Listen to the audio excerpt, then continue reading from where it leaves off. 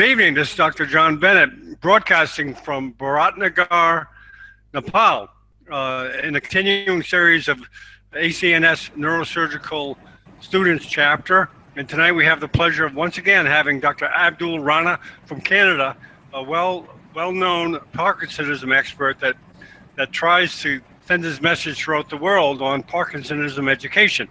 Now, first, let me introduce the panelists before we turn it over to Dr. Rana. Good evening, Diana. Hi, my name is Diana. I just graduated with a master's in biomedical sciences from Miami, and I'm currently sitting in California at home. Great. Welcome, Diana. Gaurav? Yes. Hello, everybody. I'm Gaurav Bhatta from Nepal, and I'm fourth year medical student. I'm studying MBBS in College of Medical Sciences, Nepal, and that's it for now. Thank you. Great, Gaurav. Welcome. And Simon, the old guard. Hello, everyone. This is Simon in Japan. Looking forward to the presentation. Thank you very much. Thank you, Simon. Simon's a medical student there. And Slaven, welcome back. Hi, everybody. My name is Slaven Gojkovic. I'm a medical student from Zagreb, and I'm really looking forward to hear Dr. Rana again. Thank you. Welcome, Slaven. Yosef, welcome back. Hi there. I'm Yusuf. I'm a fourth-year medical student from Dow Medical College, Pakistan, and I wish to pursue a career in neurosurgery. It's good to have you, Dr. Rana, here. Thank you. Great.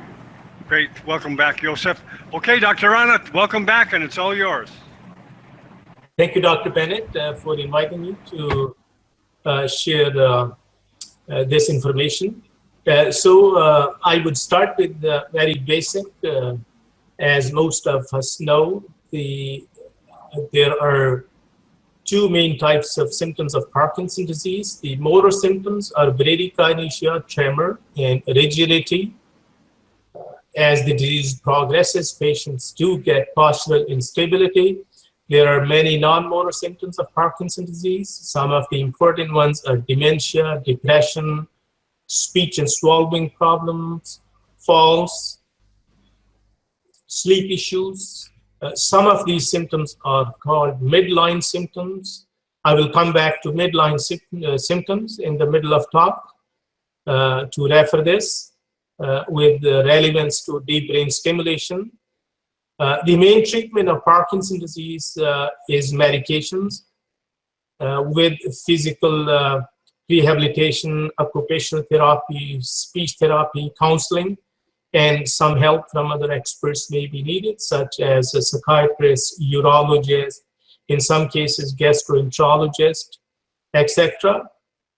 Selection of medication for these patients dependent upon many factors such as age of patients, motor deficit, etc. As a general discussion, younger patients with milder motor deficit, one could try dopamine agonists, monoamine B oxidase inhibitors, and in patients with adult onset, such as around 50 or so, the dopamine agonist and monoamine B inhibitors are used if the deficit is very mild. But if there is a moderate deficit, then levodopa is the most effective medication. Levodopa is the most commonly used medication for Parkinson's disease, and in the first few years, most patients can complete their daily activity. Most patients can complete their daily activities and have a reasonable quality of life with a levodopa of 300 to 800 milligrams per day. However, use of levodopa is associated with motor complications. The young patients are very sensitive to levodopa, and motor complications may develop very early on in the course of the disease. However, it takes few years for motor complications to become very obvious. So when the motor complications become obvious or disabling. Then several strategies are used to solve this issue. As the disease progresses, the on periods become shorter and shorter, and the off periods become longer and longer. And this becomes a problem because in off periods, the symptoms of Parkinson's return, and patients may feel slow, they may feel tremulous, they may have drooling, sweating, feel imbalance, dizzy, and so on. In the beginning, we try to solve these problems with help of medications such as addition of COMT inhibitors, monoamine B oxidase inhibitors. If patients have no contraindication to use of dopamine agonists, then in relatively younger patients, dopamine agonists may be added in addition to levodopa. However, as disease progresses, motor fluctuations become more and more of a problem, and they may become refractory. And at this stage, the role of surgery becomes necessary in carefully selected patients. Other indications are refractory tremor, as well as refractory dyskinesias, which are helped with deep brain stimulation, and role of surgical intervention in treatment of Parkinson's disease becomes very valuable in these patients. Most experts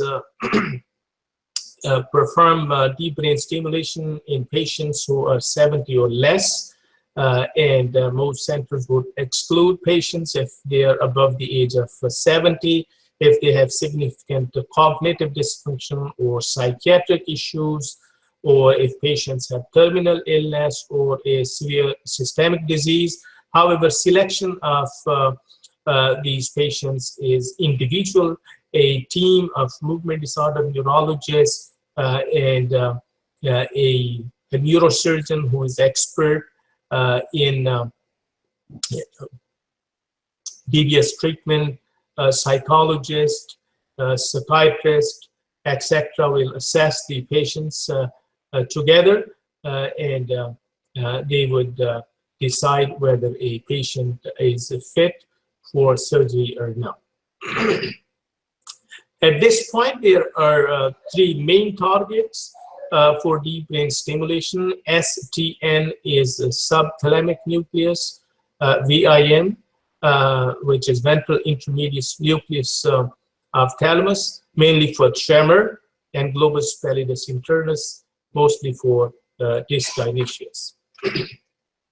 Now we'll talk about the process of deep brain stimulation.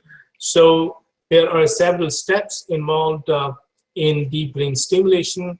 First of all, in the pre-operative screening, a movement disorder neurologist first assesses the patient, and family members are preferred to be there because family support is very important for these patients. Then an MRI is performed to rule out any other pathology in brain. Is everyone following me? Yeah, carry on, Dr. Rana. Yes, Hello? we are. Yes. Yes, Okay, I lost the video. Oh, So okay. after MRI, a neuropsych assessment is very important. A neuropsychiatrist would assess patients' memory problems, as well as any understanding issues, concentration, problem-solving capability, language function, etc., to identify any changes after surgery they can compare. And this process may take up to 6 hours a day and may last for 2 days. As I said, this gives a baseline if there are any changes after the surgery. Then a psychiatric assessment is done. The psychiatric assessment is usually a one-day event, and during the psychiatric assessment, it's usually a single appointment for any major mood disorders. A psychiatrist would meet patient and assess. Then once these things are carried out successfully and patient passes all these steps, then they come to a movement disorder clinic again, and a levodopa challenge test is done. In this test, patients regular levodopa, which they are taking, it stopped for 12 hours. So overnight, patient does not take any levodopa. Then they come in the morning. Then a movement disorder neurologist will assess the patient, and they will do UPDRS subscale part 3. Then patient is given levodopa, which is a little bit higher than the usual dose. Then UPDRS is again completed when the patient turns on. This helps to predict the response of symptoms to surgery, and there is usually a clear improvement in the UPDRS score. And then after this is done, patient goes to see a neurosurgeon. In the pre-operative clinical assessment, before the day of surgery, patient would go for blood tests, EKG, X-ray, physical examination, as well as anesthesia consultation. Patients may be videotaped to compare their condition before and then after the surgery. And then when surgery time comes, patients get a stereotactic frame to keep their head still and locate the area of the brain where the electrodes are placed. The MRI is performed.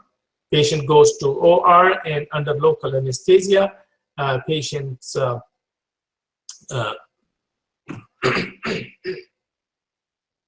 have electrode placement, and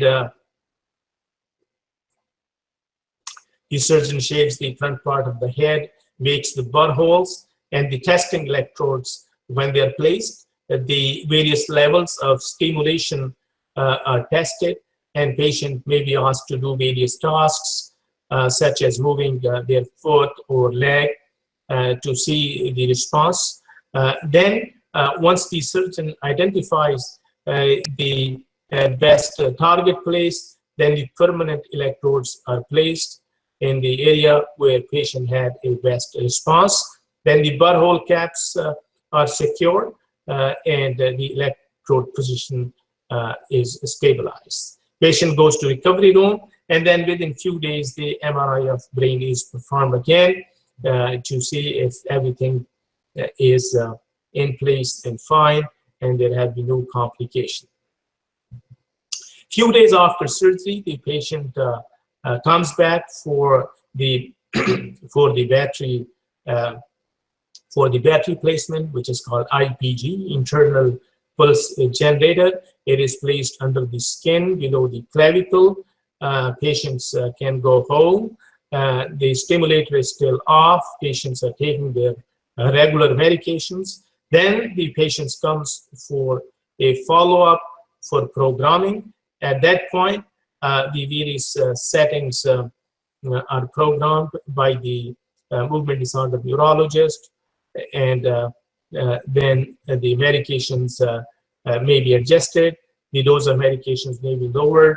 At this point, patients need to be seen multiple times, and it may take a few weeks before the complete adjustment of the dose of medications may be reached. Some of the complications which can occur in deep brain stimulation are cerebral hemorrhage, infection, like any surgery, seizure, headaches, confusion, pain, paralysis, coma, and other side effects might include numbness, tingling, paresthesia, speech problem, dysarthria, dizziness, paresis, dyskinesias, shaking episodes or weight gain, etc. That's end of today's discussion, and I'll take any questions. Okay, Dr. Rana, we're a little slow because we're all muted, and it takes a little bit.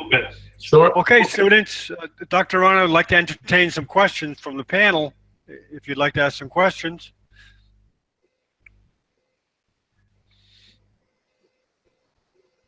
Simon, Diane, Gaurav, do you have any questions of Dr. Rana? Simon has done sessions in our previous sessions as well. Yes, sir. I remember. Right, It's very nice to see you again. Are you still in Hello. Japan? I have one question. Yes, I'm still in Japan. Oh, good. Okay, Gaurav, go ahead. Go ahead, Gaurav. Yeah, Dr. Rana, nice to meet you again. Yes, nice to meet you. Yeah, I have one question. You say that patient has to go after some days for battery replacement, right? Yes.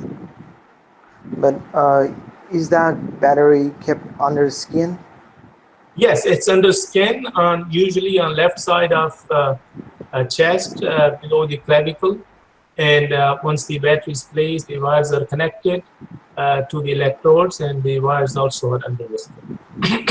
And every time the patient has to get some incision over the clavicle? Pardon me? Once the battery is replaced, at that time, the patient needs to. The life of battery is several years. Oh, no, I'm going to ask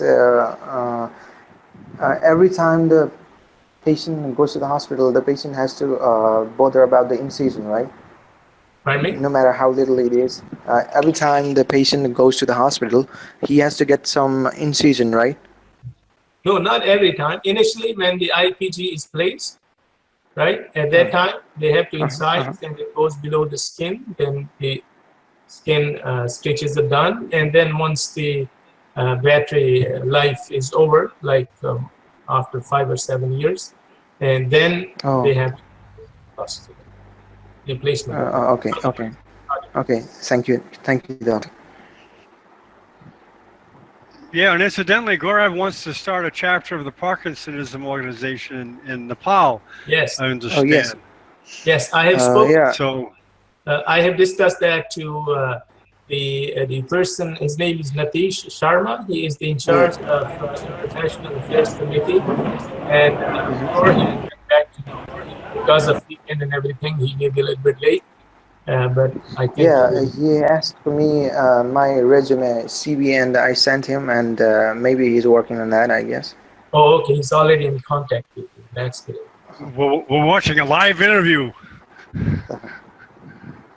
Okay, I'd like to introduce another panelist before you go on, Dr. Rana. Khalid, could you please introduce yourself? Can you hear me okay, Khalid? Just unmute. And Vivek, could you please introduce yourself to Dr. Rana?